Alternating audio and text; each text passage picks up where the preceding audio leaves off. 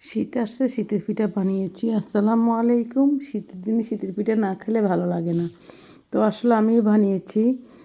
তো প্রথম আমি এখানে ক্যারামেল করে নিচ্ছি। এখানে আমি 2 চামচ 2 মেজারমেন্ট কাপে 2 কাপ চিনি দিচ্ছি। তো চিনিগুলো আমি একটু ক্যারামেল করে নেব। তো আমার চিনি ক্যারামেল হয়ে আসছে, এভাবে একটু নেড়ে ছেড়ে নেব, ক্যারামেল করে নিচ্ছি। আসলে পিঠাটা বানানোর জন্য ক্যারামেল লাগে, তা আমিও ক্যারামেল করে নিচ্ছি। তো সবাই আমার পুরো ভিডিওটি দেখার অনুরোধ রইল, গঠনমূলক কমেন্ট করবেন। তো আমার চুলা এখন বন্ধ করে দিয়েছি। আমি একটু একটু করে পানি দেব, কারণ একসাথে পানি দিলে এটা গায়ে ফুটবে, উতরে ব্লক চলে আসবে খুব জোরে। তো আমি এখন অল্প অল্প করে পানি দিচ্ছি। তো এখানে আমি 2 চামচ পানি দিচ্ছি ক্যারামেলের সাথে। তো সবগুলো এখন মিলিয়ে নিচ্ছি পানিগুলো। এটা ক্যারামেল। এখানে আমি সাগু নিয়েছি। সাগুদানাকে আমি একটু ব্লেন্ড করে নিয়েছি, কিন্তু আমার এখানে একটু ভুল হয়েছে। তো যাই হোক, যেটাই হোক হয়েছে, কিন্তু পিঠাটা অনেক মজা হয়েছে। খুব মজার একটা পিঠা, সবাই পছন্দ করছে। কালারও সুন্দর হয়েছে, খেতেও ভালো লাগছে। তো এখানে আমি 4টা ডিম নিয়েছি। তো আমার ডিমগুলো ভালো করে ফেটিয়ে নিচ্ছি। যে 2টা ডিম দিয়ে বানানো যায়, 4টা ডিম দিয়ে বানানো যায়, ছোটো করেও বানানো যায়, বড়ো করেও বানানো যায়, সমস্যা নেই, যার যেভাবে মন চায়। তো আমি এখানে একটু লবণ দিয়েছি স্বাদ মতন।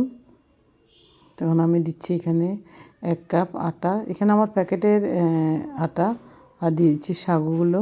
তো আমি যদি সাগুগুলো একটু ছেলে নিতাম, তাহলে আমার হয়তো পিঠাটা আরও ভালো হতো। আমি শাকগুলো ছেড়ে নিতে পারি নাই।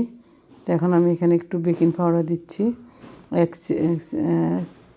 চামচ, চায়ের চামচে 1 চামচ, আর 1 চামচ সোডা দিচ্ছি, খাওয়ার সোডা। তো এই দেখেন আমার চামচটা কতটুকু, এতটুকু দিতে হবে, এর বেশি দেওয়া যাবে না।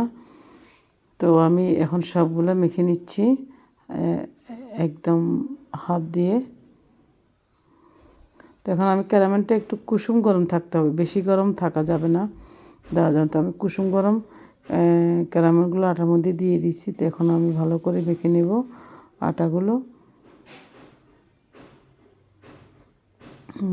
এটা ভালো করে মাখতে হবে। আমার এখানে যদি আমি সাগুগুলো ছেড়ে দিতাম, তাহলে আর প্রবলেম হতো না। তো এখানে আমি 4 চামচ দুধ পাউডার দিচ্ছি। তো দিয়েছি আমি দুধ পাউডার। এখন এখানে মিশিয়ে নিচ্ছি দুধ পাউডারগুলো। এখানে আমি চায়ের কাপে 1/2 কাপ সয়াবিন তেল দিচ্ছি, সাদা তেল।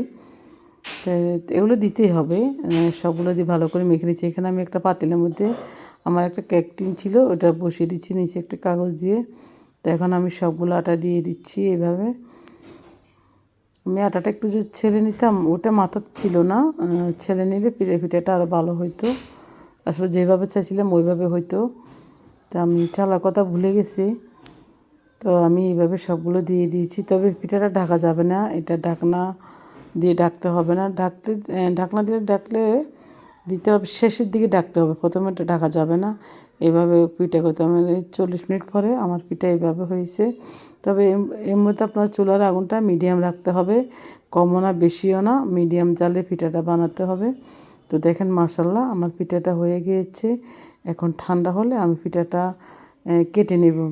তো এখন ঠান্ডা হোক, এরপরে যে পিঠাটা কাটবো। সবগুলো ওকে হয়েছে, আমি একটি কাঠি দিয়ে চেক করছি। তো দেখেন আমার পিঠা হয়ে গিয়েছে। এখন আমি এইভাবে পিঠাটাকে নিয়ে নিচ্ছি।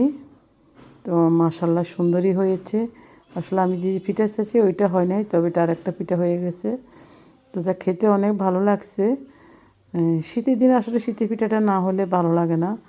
তো অনেক মানে ফোমই হয়েছে, মানে যে মোচাকের যে জালিটা হবে ওই জালিটা আসে না আর কি। তো ধন্যবাদ সবাইকে, আল্লাহ হাফেজ।